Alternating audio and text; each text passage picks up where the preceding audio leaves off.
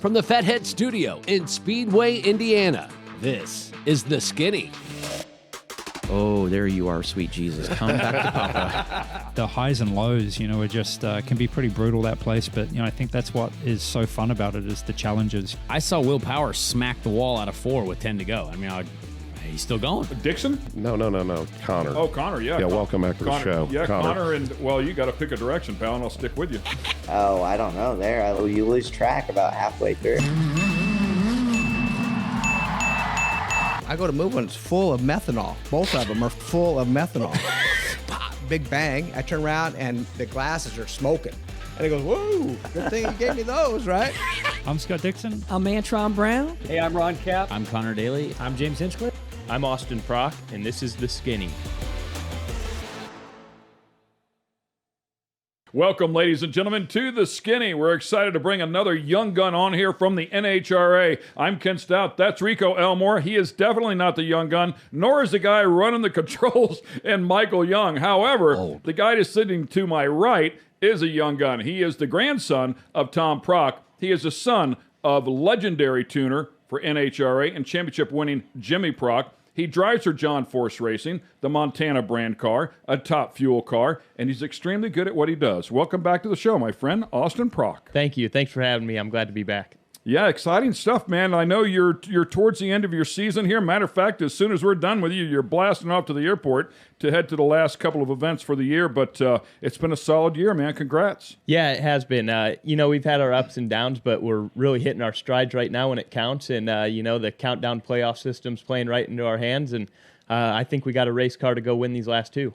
Is there a specific game plan that you have going out there? I think we just need to race smart. We raced really smart in Dallas last weekend. We went down the racetrack, 7 out of the 8 runs, smoked the tires in the finals, but, something just seemed a little goofy there. So just got to go there, race smart. I got to drive well. The category is killer on the starting line right now, and you got to be on your A game all the time. So just going to have to get locked in and see how our cards fall. Yeah, you're definitely one of those guys that I think you and like Ashley, a couple of you younger guys that have come in here have really raised the bar or lowered the reaction time numbers, whatever you want to call it. And then with the progression of the sport, the technology of the sport, the cars are just inherently leaving a little bit earlier than they used to. God, I was just talking to Richie Crampton.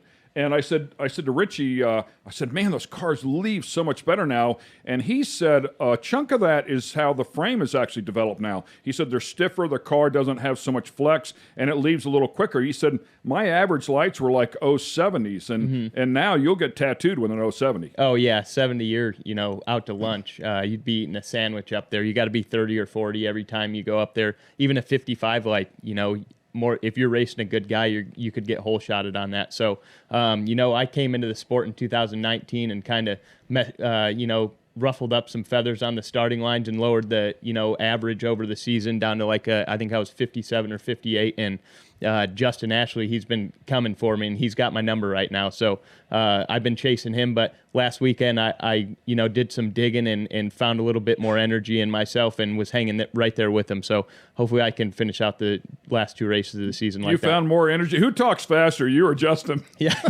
I would say me. Definitely, know them both well. Both of you guys are super talented, and it's great to watch you lean off each other, push each other. You're going to make each other better and better and better. So it's good stuff, man. I mean, you're allowed to do an official call out to him right here on the show. I'm okay with it. Yeah, I actually had a good conversation with him after he won Dallas. We raced each other in the finals and went over to congratulate him, and I complimented how well he's doing, and he's like, you set the bar, man, and gave me kudos, and he's like, you made me pick up my game, and now he's making me pick up my game. So it's really cool how the sport works, and it's just a great show for the fans. Yeah, I mean, it has become, that whole class in itself is unbelievable. I mean, and there's crazy things that happen during the event. I mean, during an event, the runs, you're like, how did that happen? You know what I mean? How did that run, go like that? And, I know Krista Baldwin hasn't went rounds, but man, they're starting to figure it out. Oh, absolutely. It's really cool to see that car, perform well. They've been every race they show up to, it seems like they're always improving, and it's really cool to see, you know, a young girl out here trying to do it on her own and succeeding at it. So, you know, she's got great friends and family out in the community, and, you know, everybody seems like they always, you know, try and help her out, and she works really hard at it too. So very cool to see. Yeah, and I mean, I think the world of her. I think she's really a cool person, and yeah, I mean, just fighting through all of that. And you're exactly right. I mean, it is amazing the amount of people. It's kind of like the old school racing mentality. You know what I mean? Where, you know, guys are racing out of their garage. I mean, they don't have a huge shop, and you know, all of that equipment. I don't know if you're familiar with it or not, but that's the Greek's granddaughter, right? Yeah. The Greek's granddaughter. So when the Greek decided to step out of the car, she stepped into the car, and you know, it's a legendary team. I can't believe they don't still have the fifth wheel trailer that the Greek had. I'm curious, do you have conversations with your father as we talk about reaction times here and the technology with the chassis changing a little bit and developing and allowing you guys to go a little bit quicker? Do you have conversations with your father? I know he's not on your car, he's not on the fuel car, but do you have conversations with him where he would say, you know, really, if you take a look at what is happening here, you guys should be able to do this? Yeah, you know, at the end of the day, I think whoever hits the gas on time, you know, you're going to get a good reaction time. All of that, you know, it adds up in a sense, but I think the cars react pretty close to each other anymore. You know, a lot of the teams build their chassis a lot of the same ways, and, you know, the rules and regulations on NHRA, a lot of the teams have very similar parts. So, I mean, unless you're completely out to lunch, you know, on your setup, you know, it might have something to do with your reaction time.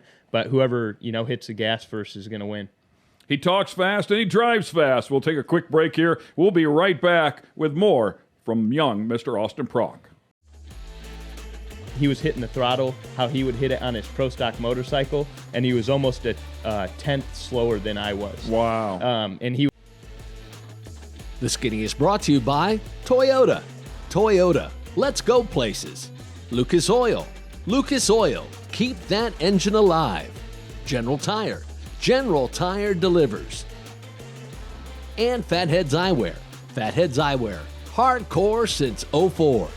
Welcome back to The Skinny. We have Austin Prock on the show with us here today, driver for John Force Racing, discussing a little bit about reaction times and how good they become inside of the top fuel category for the NHRA. I'm curious if it's something you work on. Do you have any apparatuses at home, devices at home that you work on? Yeah, I absolutely work on it. You know, I have a practice tree at home, and then I also have a practice tree in my trailer set up just like how I sit in the race car, and a few other tricks up my sleeve that I'm not going to mention. But I definitely think all that helps, and a lot of it is just focus. You know, being able to go up there and completely blank everything out other than the task at hand, and then once you hit the throttle, then think about driving the thing. Because if you're going up there thinking about driving it and what the car's going to do, if it's going to throw up, smoke the tires at the hit, rattle out down track, you have to black all that out and just focus on seeing that amber bulb. And the person who can slow it down the most, you know, you hear a lot of circle track racers or road course racers, when they're fast, it's like slow motion for them. And it's the same, you know, form of that on the starting line. You got to see that amber bulb almost glow up instead of flash at you. So just a lot of focus up there. So I'm curious, like whenever the Pro Stock motorcycle guys, those machines react so quickly that they can for sure go red at any given time, and they're talented enough to do so. For you guys, if you are absolutely on fire and you hit that thing, as long as you see yellow, is there any danger of going red? I would say without guessing, anywhere from, you know, a 030 light. If you're under 030, there's a chance it was a guess, you know, if you're completely shallow stage. But I actually had this conversation with Joey Gladstone. I think it was last week in Dallas. I had him up in my lounge, and he was hitting the practice tree, and he was blown away how hard I have to attack the Christmas tree to get the result that I want. He was hitting it. He was hitting the throttle, how he would hit it on his Pro Stock motorcycle, and he was almost a tenth slower than I was. Wow. And he was just and he's a lever. He's a lever. Yeah, he's great. He's, you know, 10 to 20 every time he rolls up there. And if he was hitting the tree like that in a fuel car, he'd have 150 light. Wow. Yeah. That is huge. Yeah. So one of the secrets, I know you don't want to let it out, you hook that electrode to you. And if you don't hit under 30, it just absolutely zaps you. Yeah, it zaps me in the when I need to go. Do not hook that up for me. I'll walk out of there with red butt cheeks for sure. That is pretty cool, man. But wow, and that's great information about Joey Gladstone. I mean, because those guys are known as being some of the best levers, on the Them tour. and Pro Stock car. For sure, absolutely. Yep. Yeah, those classes are tough, let alone leaving the starting line. Be able to go out there and hit your shift points as consistent as someone like Joey does in bike or Eric Enders in Pro Stock. I mean, they're absolute machines, They have a reaction time 6 times where I only have it once, Yeah, and I mean, that's the other thing. I mean, you think about it when they're up there, they're pre-staged, right? And, they're on the throttle or in the gas, on the 2-step. And as soon as it goes, it goes. Well, these guys are just straight to the floor as soon as it goes. I always say he who flat blades leaves first. There you go. That's exactly right. So let me ask you this, because we had Caps in here, and I did this with Caps. I want to do the same thing to you now that I think about it. I said, Caps, take us through a run. You hop inside of the car, they're starting the thing up, go, and walk us through, talk us through the whole process. And one of the things he brought up, he said, was he has to hit the throttle and let go of the brake at precisely the same time. Otherwise, it really disturbs the car. It upsets the car. And he said if he's off at all, the first thing the crew chief does is points that out to him. Yeah, absolutely. You have to be a machine driving these cars, all the way from starting it up to slipping the clutch out to roll through the water box, doing the burnout the same every time, pushing the clutch in the same time, letting it out when you're in reverse the same amount of time, shoving it back in, coasting. The more consistent you are, the less variables there are for the crew chief. There's already enough going on in this class. You look at the amount of sensors and things that the crew chiefs have to go through and all the data they have to pick through within 30 minutes after a run to go to the next round.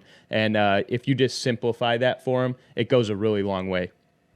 Yeah, that's awesome. Yeah, and so his teammate Brittany Force, I mean, they man, I'm telling you, it's amazing to watch in the same camp.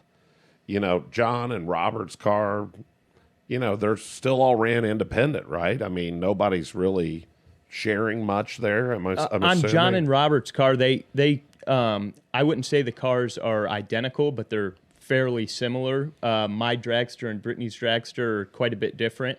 But all the cars, they can produce the same result. When we're on, it was like last weekend in Dallas, we ran 68 against Antron. He ran 68. We were both 45 on the tree. It was an unbelievable race. But, our early incrementals, our 60-foot and 330, were the quickest of the season out of anybody. And it just didn't run out the back door like it should have. Everyone was kind of struggling making power in Dallas. But if we would have had our power level right, it would have run 65 or 66 against him. So all the parts and pieces, you just got to massage them right and make the right decisions, and you can get that result. It's unbelievable. I mean, just what world-class teams they both have, or the whole organization. Do you think the difference between John and Robert's car is those glasses John wears? It could be. I've been seeing Robert sporting his fat heads, and he's been winning a lot lately. So I always got mine on, and we've been showing our we've been showing screw that. That's it. Great stuff. And John tells me, I said to him, what's up with those glasses? He goes, I don't want anybody to think that I'm promoting anything for anyone. He legit pulled those out of his dresser drawer that have been sitting there for 30 years. No. Yeah, because when he was here visiting with us, him and Robert were here. He goes, "Oh yeah, I wear these Panama Jack," and I'm like, Panama Jack? I mean, are you kidding me? Leather strap around the bridge. It's like, all right, I like it.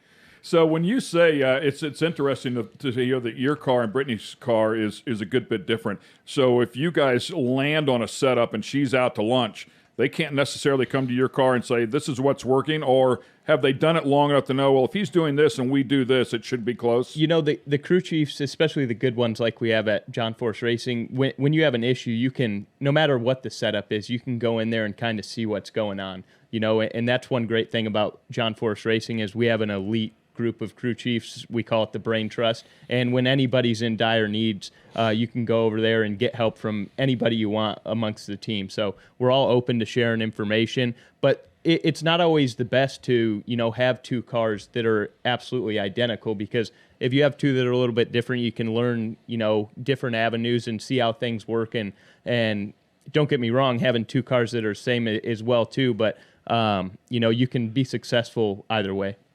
Some behind-the-scenes information here that goes on at one of the NHRA events from one of the best that drives in Top Fuel. We'll pick his brain when we come back with more. When we were younger, we definitely bickered and had a couple blow-ups at the racetrack. I can vividly remember having some throwdowns with my old man racing a dirt midget. Really? Yeah. But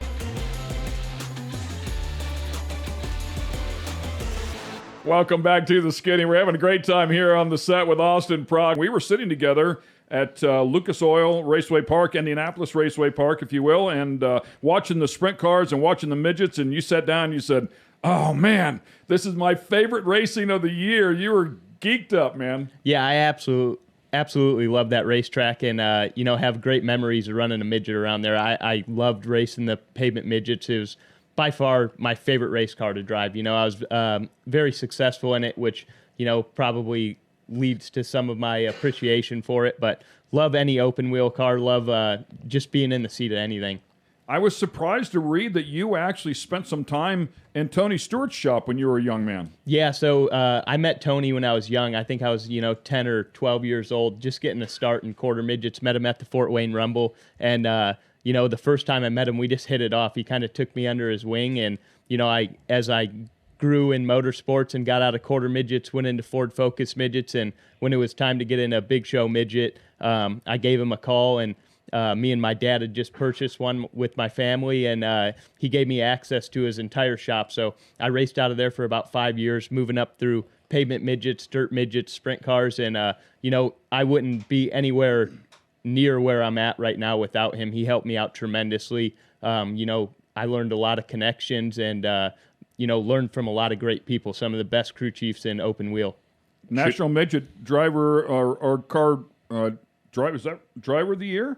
Rookie of the Year? Rookie of the I was Year. Rookie of the Sorry, Year. National Pavement Midget Rookie of the Year, yeah. And a year later, awarded the Bob Tattersall Hard Charger of the Year. That's pretty cool. Yep, yeah, and then the following year we ended up winning the championship. So I had a lot of fun growing up racing those. I got to race with my brother every weekend. We were a two-man team, and some of our buddies, the Googlemuchis, would show up to the racetrack and pitch in a hand. Are you allowed to say that on TV? Which part? Googlemuchi? Great family. Yeah, great family, Great absolutely. But it was just a lot of fun growing up racing with him, and now I get to race with my brother again. So it come full circle, and we're having a blast. Yeah, where'd you steal your brother from? Tony Stewart Stewart Haas Racing down in Charlotte. So yeah, we just kind of keep hopping from shop to shop. That's great stuff. And any rivalries between you and your brother? No, not at all. We work very well together. My whole family works well together. I got to work with my dad last year on Robert Height's car doing the superchargers, and we didn't argue one bit. It was great. And, when we were younger, we definitely bickered and had a couple blow-ups at the racetrack. I can vividly remember having some throwdowns with my old man racing a dirt midget. Really? Yeah. But Hey, I thought you were going to say your brother for sure. Yeah, But how did that go with the old man? you don't want to see him angry. He's like a light switch. He goes. That's from, exactly yeah, what I wanted to He hear. goes from quiet to the Hulk in an instant. Does he have a sense of humor? I've never seen the guy laugh. He really does. Usually it takes a couple glasses of vino, but once you get that in him, he's a great guy.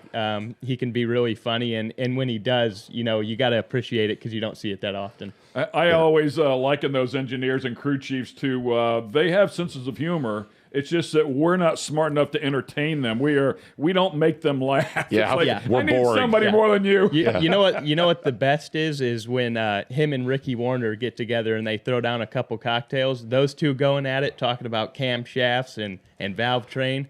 That is funny. Yeah, It's yeah. Shane Tecklenburg and Paul Yaw and those guys that are up here. They just banner boom, boom, boom, boom, boom, and I'm like, yeah. Whenever you guys come back to Earth, I'll join the conversation. Now, let me know what you're talking about. That's about right. Now, Jimmy, he's exactly right. And the first time it ever happened to me, I don't know, it was a couple of years ago or something, and I was on the golf cart and we just started talking about something. It was after hours. Everybody was pretty well gone.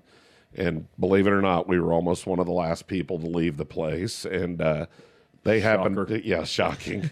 But they happened to be over there, and I went over there, and he was going off about something. And I drove off, and I looked at Chad that was with me, and I said, who was that? You know what I mean?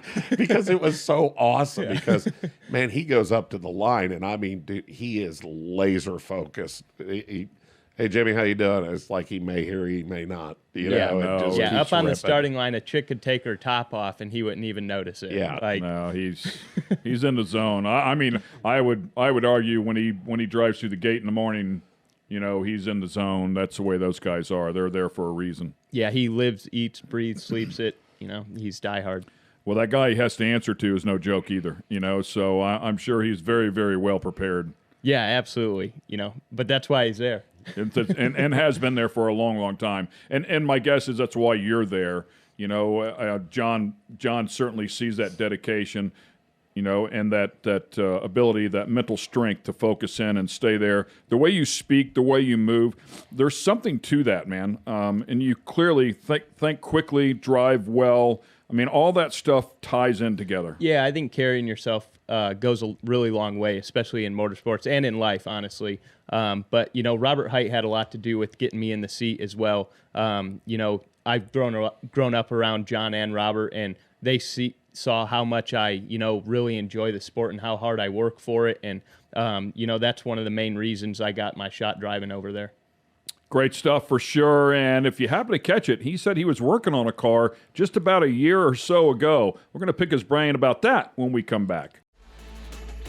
Tell us what your job duties were. Yeah, so I was the supercharger specialist on my old man's car with Robert Height. Specialist? Yeah, it sounds cooler than crew guy. The Skinny is brought to you by Lucas Oil. Lucas Oil, keep that engine alive. Fatheads Eyewear.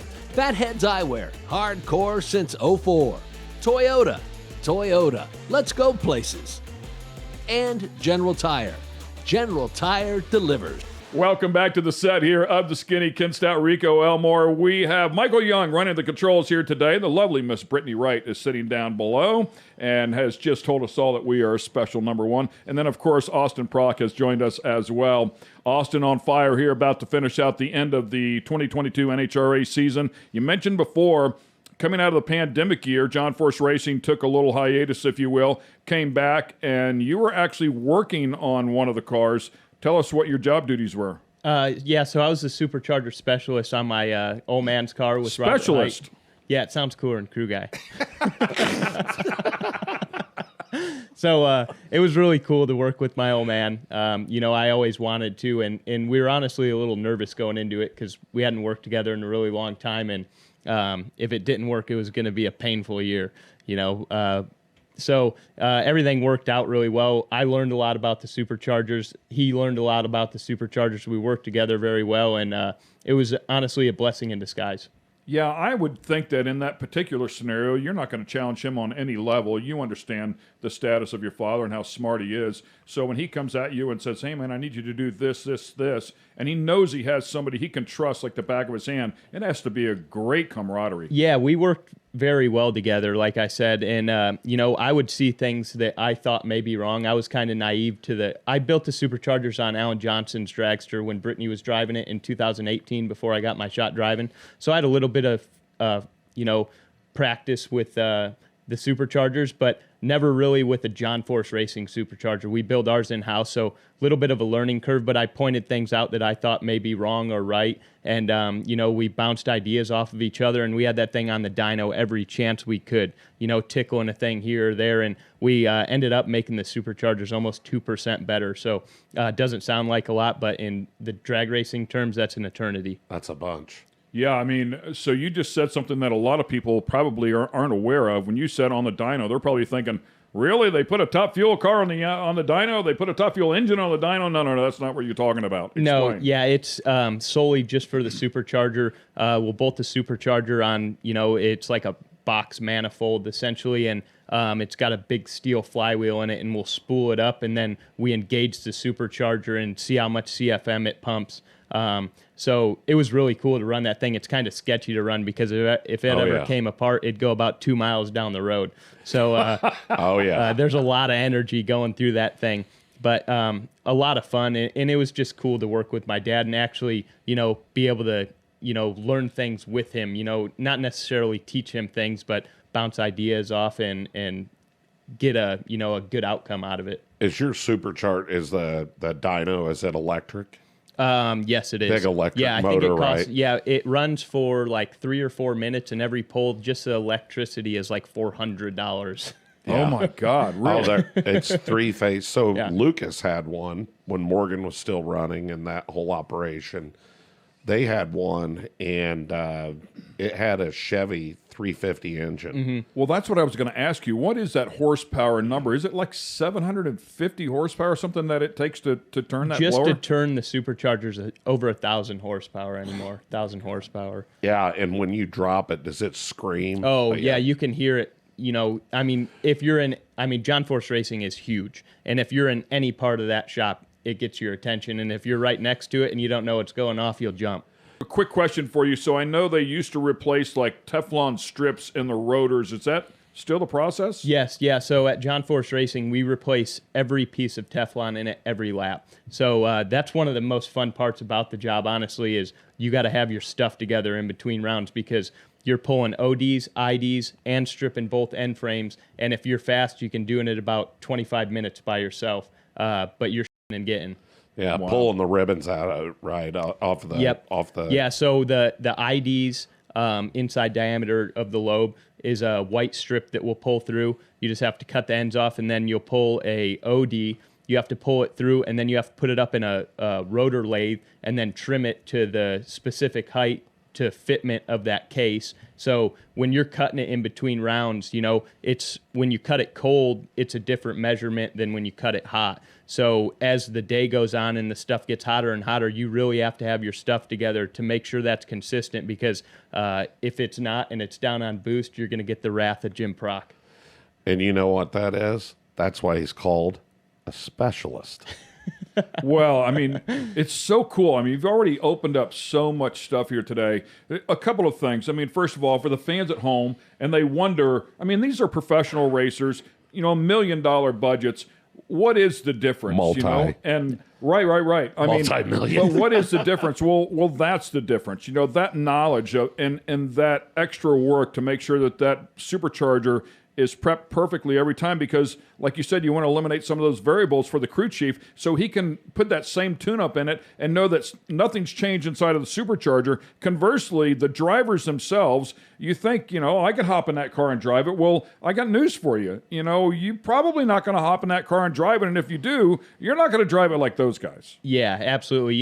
Anybody can do any of these jobs, but to do them at a professional level is a whole different ball game.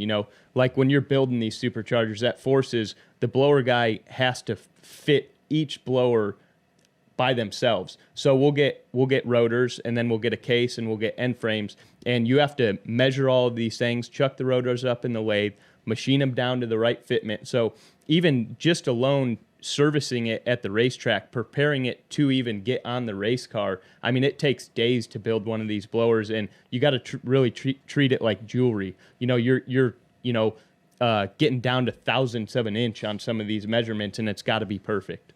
Yeah, and that's what I was getting ready to say. Think about this: a manufacturer, the manufacturer has all of these, computer automated machinery doing it.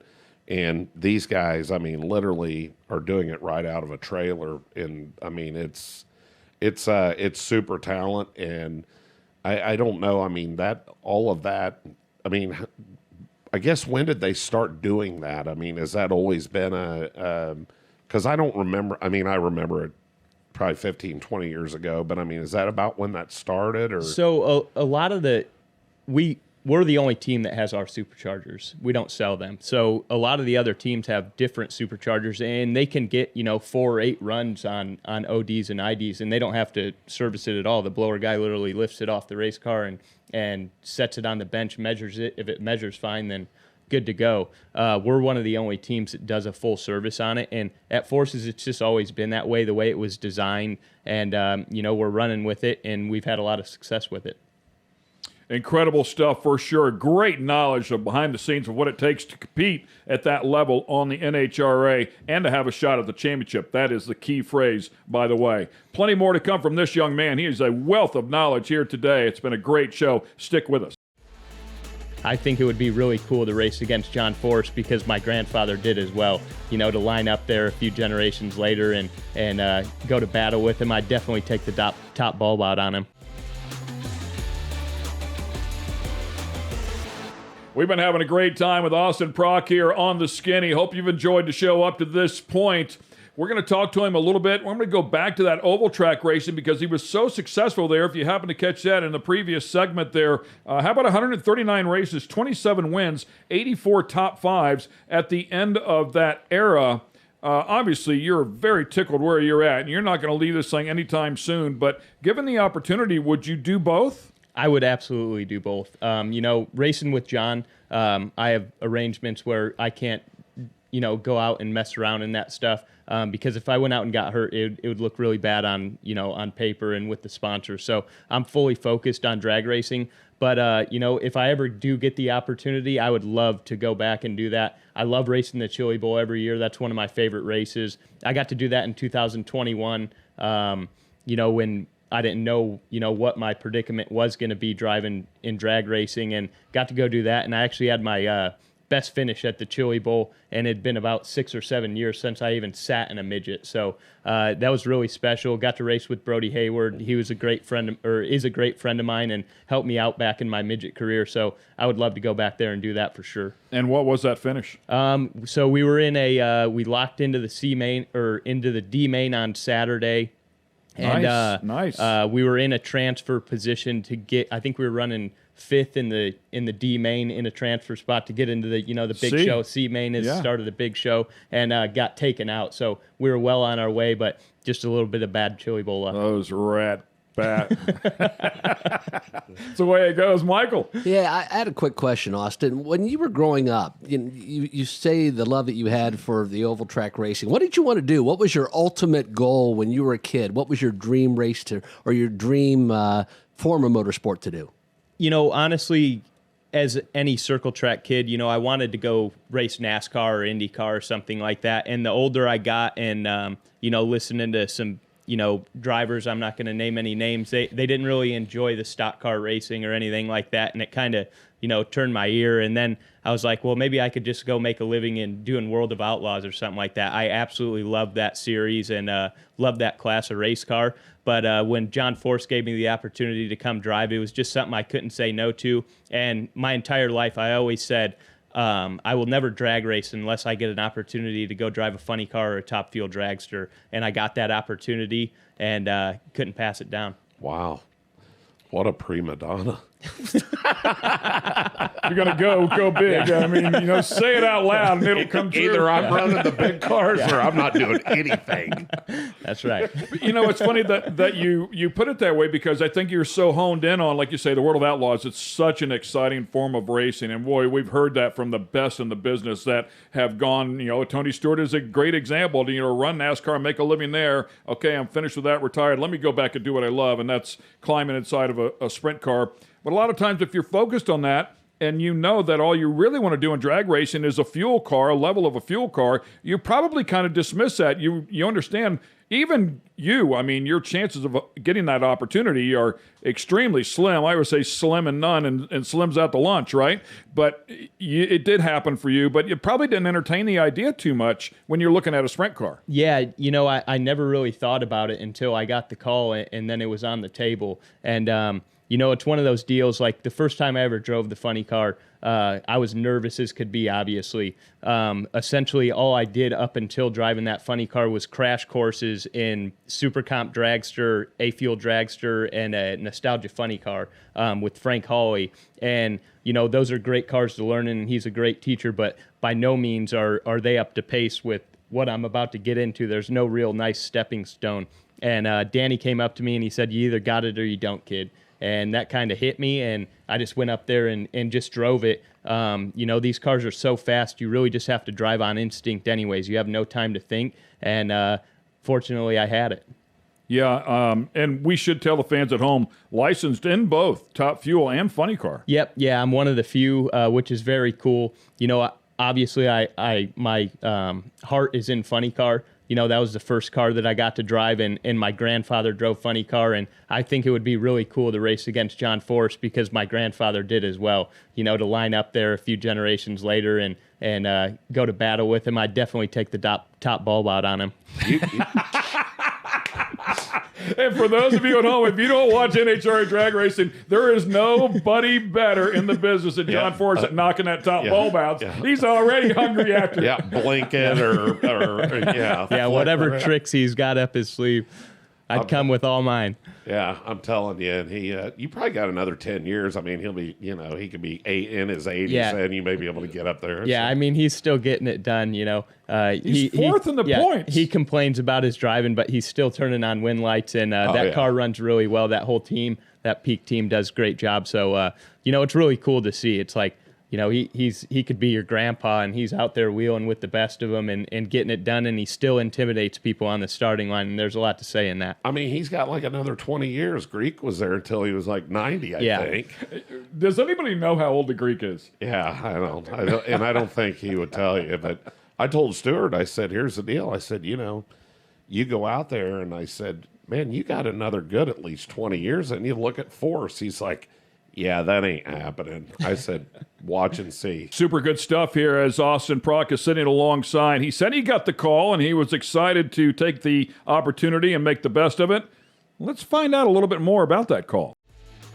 Which is really special. Did you take the apron and the hat off? And here you go, guys. I had to finish out the night shift. He threw it in a trash bag and torched it. The Skinny is brought to you by General Tire. General Tire delivers. Toyota, let's go places. Lucas Oil, keep that engine alive. And Fatheads Eyewear, hardcore since '04. Welcome back to the Skinny. Austin Prock sitting alongside is over there tapping his foot because he's got an airplane to catch, and we're keeping him here on the set for a minute. He's got a drink to catch. Let's get it sorted out. There he is. We know where he's going. Hey, man, you said you got the call. Tell us about how that opportunity developed.